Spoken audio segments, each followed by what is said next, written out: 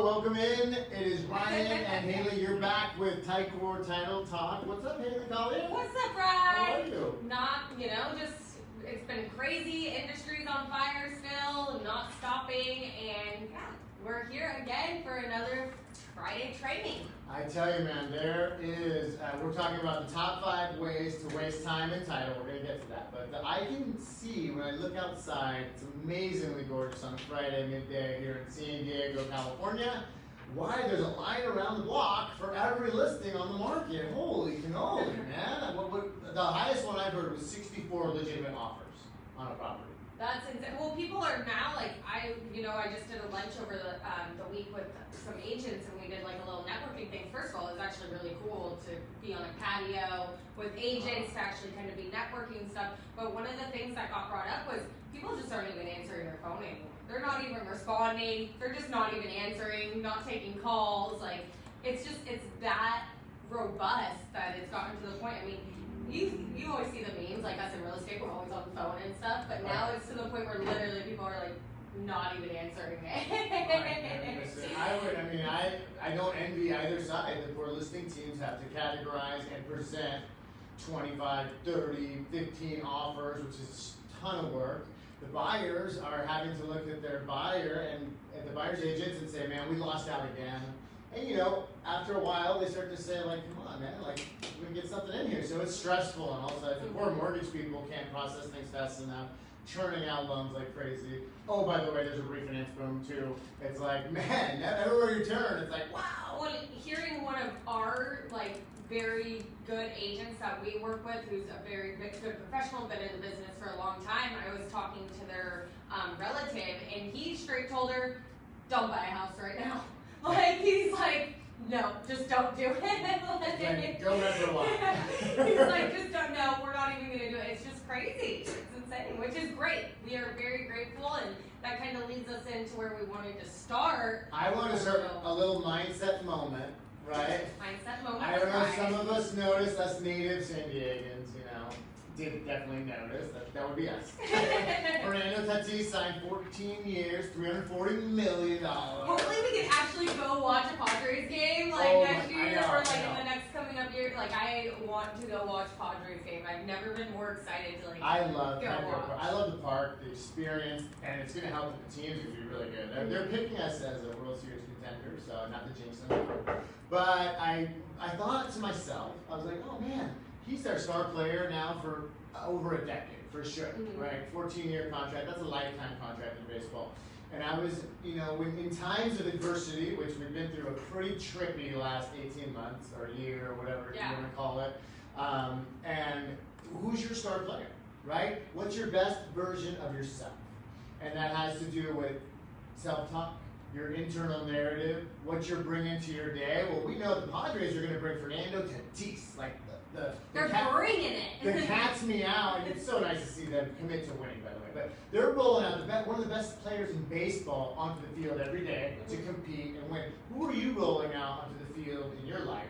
Are you the best version of yourself? What are you doing to apply yourself so that you can handle more of those darts of adversity that come, whether it's in real estate and 64 offers, or it's just the human experience that we're all a part of?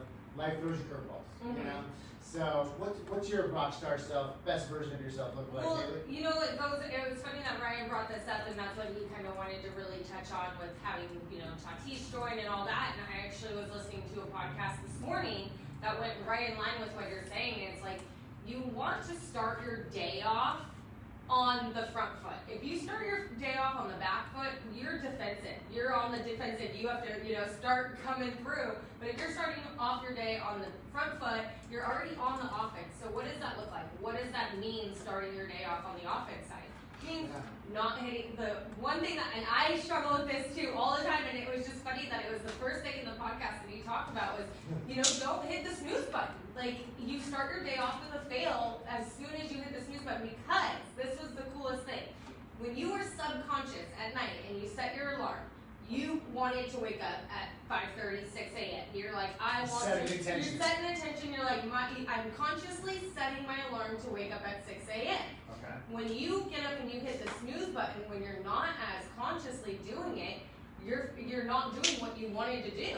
You're failing on what you set forth the night before on what you wanted to do. So already you're in a hole. Already you haven't tried to start on your back foot. Because you're like, man, I wanted to wake up at 6, now it's 6:30, 6:45, and now I'm trying to catch up with my morning. Yeah. So that was one thing that just really hit me. I was like, wow, like, that is so true, because I do feel that way. Like, I'm like, oh man, I wanted to be up at that time, and that snooze button, and Luna cuddling me, the sheets were really warm, and that snooze button kicks on, and now I'm like, okay, I don't want to start my morning off failing. And then he got into more of like, just doing the little tasks, like, okay, wake up, have your alarm on the other side of the bed, make your bed as soon as you wake up in the morning, have your, You already checked one box, gives you momentum. Exactly, that's exactly what he was talking about. You already started your day off with little wins. So you're already training your mind and training your body to know, if I start my mornings off this way. And then he also got into gratitude. He talked about, for one of the first things he does is he gets into gratitude. He spends 15 minutes sitting there with a candle in front of him and a little spot in the room, and really gets into gratitude. And he said, when I start, great filter. That's a great lens to bring to anybody's day. yeah, and he said, when I start my mornings off like that, I am in such a better mood. I'm such a better light to help other people, because I've already checked in on myself. I've already had my check-in moment. I've already had my little wins. So I'm already ready to go. I'm like, nothing can stop me. But as soon as he said, when I hit that snooze button in the morning, or if I don't have my meditation, if I don't make my bed, he said for 30 years he didn't make his bed, because he was like, I'm just gonna get right back into it. Like, what is the point of making the bed? Like, I'm just gonna, and then it's the mental shift of training your mind to be like, oh, little win of the day. Already a little win. What's the next thing I can do? Yeah, what's the next thing? So you're actually training your body every day. The more you do that, to know, like, when you wake up and you're starting yourself off on the offensive side on the right foot, you're going to have a way better day throughout you, because you're going to be able to fall back on that foot when you need to get defensive on something or be on the defensive side. And you're going to be like, oh, I can handle this so much better. I've already had all my other wins. You've already had all the weight on the front foot for the whole day. So, that's so awesome. Yeah, I think it's really cool to have. It's a good mindset podcast. Was that Debbie Goggins, or who was it? No, that was Rob Dye. I sent it to you this morning. Oh, But this wasn't planned. Like, I wanted to have a mindset moment, and I was listening to, like, when I read the Peloton, there are like part motivational speakers on there, so that came up in the ride, and I'm like, what's the best version of ourselves that we can bring to the day? And so, look, there's a lot around. There's a lot of adversity. There's a lot of negative to focus on. But if we look at what we, Hey, that's turn on the news for 2 seconds, and then you got your whole day on a spiral. I tell you. But if you focus on what you have instead of what you don't have, if you focus on what you're grateful for instead of what you might be anxious about, then you stand a greater chance to win the day. Yeah. Yeah, and so I can tell you, Tuesday, Wednesday, I didn't have a chance to get into my morning kind of routine. And you were let me tell you, he was throwing up all day. But it's funny that you say that too, because, coincidentally in the podcast he mentions one of the first things he does when he wakes up and opens his eyes is he says, I'm alive. There's 150,000 people that do not wake up every morning. Wow. So he gets to wake up, and as soon as he opens his eyes, takes a deep breath and goes, I'm pretty grateful. I'm still here right now. So he said that kind of thing to me too, that really kind of shifted just something internally to be like, wow, it is true, because you always mention it. When you wake up, we shoot up with all this cortisol, and we're like, I need this, I need this, I need this. I'm hungry, I'm scared, I need to pee, I need to go to the bathroom, I gotta do this. But when you wake up and you're like, whew, I woke up, okay, I gotta go to the bathroom. It's like more of like I can go to the bathroom. Yeah, I get to go to the bathroom. I don't have to, I get to. So, that's one of the, like you mentioned, being able to wake up and be in gratitude. When he said that and he put a number to it, like 150,000 people don't wake up every morning, I was like, so if you need a reason to be grateful, like if all these work, right, you're a miracle, because the reproductive process, there's millions of little cells involved, and only 2 can come together to create us. That's miraculous that happened. Number 2 is you're 6 feet above it instead of 6 feet below ground, okay? 2 reasons to be grateful right there. So I know we're going to get into top 5 time wasters, but it's never a waste of time to do some self-care. Yeah, right? to take care of yourself. I mean, you have to take care of yourself to be the best person in our business, especially because our business is all about taking care of each other, all about serving your clients, So if you're not taking care of yourself and you're trying to serve your clients and you're in a pissed off, frustrated mood, and your client calls you and they're like, hey, what's going on with our offers we submitted? Do you have anything? You're like, I don't know. And might get barky. And then who knows? You might not have a client anymore. So right? you really have to take care of yourself. And I do feel the same way when I take care of my mornings and when I'm on set. My day is so much better. I'm like, yes. So let's just take one. Inhale the good shit, exhale the bullshit. Okay, that's better. And that was our mindset moment. Mindset moment. We might lead with more mindset moments. That was fun. Yeah, no, that was good, and that was very. I like how we kind of both had a morning of realization today of like, okay, we're here. It's a beautiful day. The sun is shining. I was able to put my feet in the sand this morning, and it was great. Right. So. Well, I mean, there is a dialogue that's going on up here, and you have a voice in it, and you can change the station. So, why do we bring you top 5 time wasters for title? Is because we want to have a voice in the dialogue of marketing and have, if we don't market, if we don't do videos, we don't have a say in the dialogue that's going on. All the same reasons why we should be doing and getting our message out there. Our message today is top 5 ways to waste time in title. So, start us off with number 1. What do we got here, Haley? So one of the best ways is, do not open the PR right when you get the listing. So, let's wait a week or two. Let's maybe, we got a profile. We'll go off that. Oh, we might be going into escrow next week. Escrow will open it. Yeah, escrow will get it. Well, what? So in order not to waste time, the reverse would be what? Open title right when I get ink on that contract. Why does that do that? It gives us a look at what's to come, or what's I always like to tell our clients and our agents that we work with, like, let's check under the hood. Let's make sure what we have in front of us is correct. And because we've had it come up where the profile that they get will have something different, and then they get the prelim and the vesting's different. Well, in that cases, there's uninsured deeds that happen. There's a lot of different things that could happen. Or you have like Fred Flintstone, senior and junior, and then the senior's tax default or whatever comes on the junior's prelim. Yeah, there's so long APN. We catch stuff like that when we open them early. Mm-hmm.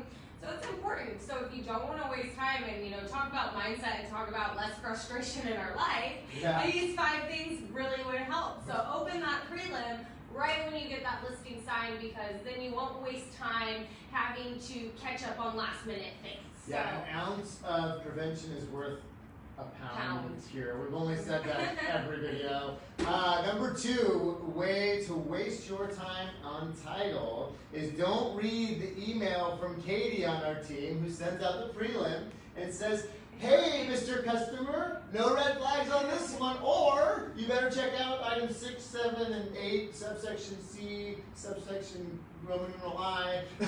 So Ryan just outed himself. Those emails are for Ryan. Yeah. Katie and Ryan, it's all a cooperative effort. They are one. Yes. But yes, those emails, they're so... If you don't like me, try Ryan and email. You might love him. Because Katie's great. Katie, she's awesome, and she's a great asset to our team to let you guys know, hey, there are red flags on here. There are supplemental taxes because you don't want to come across these at the time of closing. When escrow calls you and it's like, oh, there's supplemental taxes on here, and you're like, what are you talking about? We like to address those right in the hindsight of when you get the prelim. So if you it's not like you get the listing, you open the prelim, and it's on you. Like you better know how to read, prelim. So if we check it for you also. Don't read those emails, you could end up wasting a lot of time with having to come up with, why is there a lien on here? What at the end, 10th hour into getting to record, or why do this deed of trust shouldn't be on here? They paid this off in their refinance. All those kind of things can come up. So and actually, the truth is, collectively as a team, we go over those for you, and so you have 4 sets of eyes on it, and don't have to be the only one. Because escrow, if you haven't noticed, is incredibly overburdened right now with the market the way it is. So we want to help them out too, and give them another extra set of eyes on the prelim. So if you want to waste a ton of time, don't read that email from Ryan and the team. And what's number 3? Number 3. Obviously, don't go over the PR with your seller. Why would you do that? That's a complete waste of time to actually let your sellers know what's on there. Because the seller might be like, who's that? I never lived there. What is that? I never had that bank account. What's this easement? Why is SDG&E have an easement on my property? Well, sir, you were notified of that when you moved into this property. Well, I moved in here 22 years ago. Oh, I don't know about that. They've never been on my property. And you might catch something because, like, the sellers actually know what's going on, and especially if you just go over really loosely, bring the email from us to the meeting, but go over the prelim with them because you might nix child support lien and wait, we don't have kids. Like, oh, okay, that's obviously an error. It happens all the time, you guys, right? People have the same name. I mean, it happens all the time. I mean, John Smith. How many of those can we pull up? Smith has a lot of names. I was on a title unit. I would read a GI index, and there would be thousands of things that would come up. Does this look right? That kind of stuff. So. And you can pregame. You can call one of us, or a colleague, or your TC, or assistant, and go over it before you go over with the seller. But that, from a salesperson's perspective, that's good quality time engendering a deeper relationship with your customer, which means referrals are coming. Because, Haylie took the time with me, she made sure I understood, like, that's all good stuff. Well, and I mean, you guys are already going through so much stuff with them anyways, they're already so confused, they're already citing so much stuff. Why not just have the quick conversation like, hey, this is another piece of paperwork that we have throughout the transaction. I just want to go over it with you briefly. We have an awesome title team that we work with where they ensure all buyers are free and clear of any of the seller's liens, so that means your mortgage will be taken off here. Does this look clear to you? Does this look like what you've had on your property? So I think it would just save so much time going into it firsthand. We're here to make it as efficient as possible. Efficiency is key in business. Number 4 is why does that save so much time, Ryan? Well, because they may not recognize it when you go over the prelim with it, but we will recognize that once we have their social and we have a mechanics lien for 40 grand, and then they match up the socials, and this is our seller, and this one's not our seller, it allows us to issue a supplement and just get that item right up the prelim. So one less obstacle. Oh yeah. And all that could be before, maybe not in this market because everything goes into escrow like that, but it might be resolved like 3, 4, 5 issues with these things that we're putting into place before you even get an escrow. How nice is that? Yeah, I mean, there's been countless amount of times where it comes into recording and something pops up on the statement of SI and it's like, wait, this isn't our person, we need to clear this. And sure enough, all we have to do is look at the social security number and typically it wouldn't match. And there's also been other instances where it's been a direct hit and it has been our actual person and somehow it got missed throughout the transaction. And escrow now needs to order a demand to make sure they don't owe the Department of Revenue and Recovery any money or anything like that. And so we would have to hold funds and there's workarounds for it. But to not waste that time and to be proactive and just be ahead of the situation, right after you're already signing all the documents anyways, get the statement of information. They're already filling out 1031s, is that what it is for the loans and stuff? I can't remember. 1003s, yeah. They're already, yes, thank you. And it's like today, it's a Friday. We're gonna have the weekend. People wanna move in. So I guarantee right now there's feverish attempts at closing deals that may not close and have to wait till Monday. So there's an item that's going to come up on some title order somewhere in our county that could have been easily avoided because I guarantee you the socials will not match up and it will be some judgment or some lien, but because it's 11 and a half hour in the process, it's a major problem. If it was dealt with last week with the SI, it wouldn't even have come up.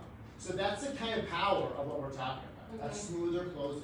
And it makes you look like a more professional, being able to handle that and being on the offensive side of knowing how to take on those issues and what to be able to do to educate your sellers. Like, oh no, we just need the statement of information filled out. We'll have this removed off the report. We'll have this taken care of. So without any further ado, the top 5 time waster for title is? I would say, not helping out your title and escrow officers getting documents to prepare for closing.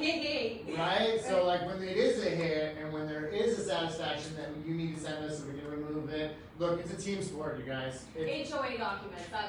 We had a huge one with HOA documents recently where this has actually came up twice this week where dogs were not allowed on the property and we couldn't get a hold of HOA and it was a team effort of having people having to check in. Did they call the HOA? Did we get HOA documents? And it was both agents working on it together, both title, escrow, everybody was working on it together to figure out if dogs were allowed on the property or not. So I mean, look, it's a team sport. When you enter into an escrow, it's a team atmosphere. Everybody has one objective: close. Right? And so help your escrow officer out. Help your try to preempt as many obstacles and as much turbulence as you can. So if we need what insert form or this documentation or a payout that was made and to establish that it was made, they need stuff from the seller and the buyer. All the time. Trust, so, LLC documents. Yeah, operating documents on LLC. Holy cow. But you know what? We don't think about this all the time, and your sellers don't do deals all the time, so they're not thinking about it. Let's be the ones that are thinking for them. Help your escrow and your title team out. Get them the docs they need. Maybe even think about stuff that you can include with the package originally, like a statement of information, that type of stuff. And because in these times with the volume, just the sheer volume, if they have one extra item that could have been missed, some of the escrow and title companies out there are doing 300, 400 closings a week, right? Yeah, not more. In this market, this industry right now. You can see how it scales to the one extra item on 400 files, and you have 400 extra issues you got to deal with. Well, it's just crazy. And like to mention to your point, if we took care of this 2 weeks ahead of time versus lender funded, it's supposed to record today kind of problems, everyone is at much more of bay and much more peace when we're like, oh, we've already handled the situation. Because let me tell you, we've all been in the situation where it's supposed to record this day. We got everybody calling, what the hell, how did this get missed? Everyone's trying to point fingers, and we don't play the blame game on our team. We want to be the solution people.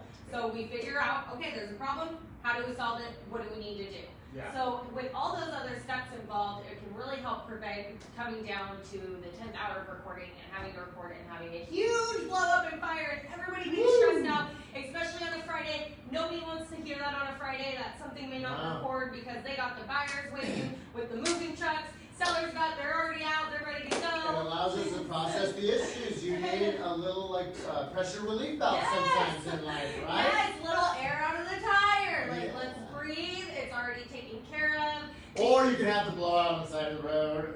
I think those are fun too. It keeps us on our toes. We need to be adventure from time Every once in a while, those are a fun call. I love getting those. Speaking of adventure, so we're going to land the plane here, but just remember, to a quick recap. Number one, watch your self-talk. Okay, the number one voice we listen to is our own, than what we tell ourselves. Okay, be kind to yourself, be positive. Find your rock star, best version of yourself, and send them out into the world as many days as you can. No days are perfect because we're human after all. And then a recap on top 5 ways to waste time on your title, on your transaction.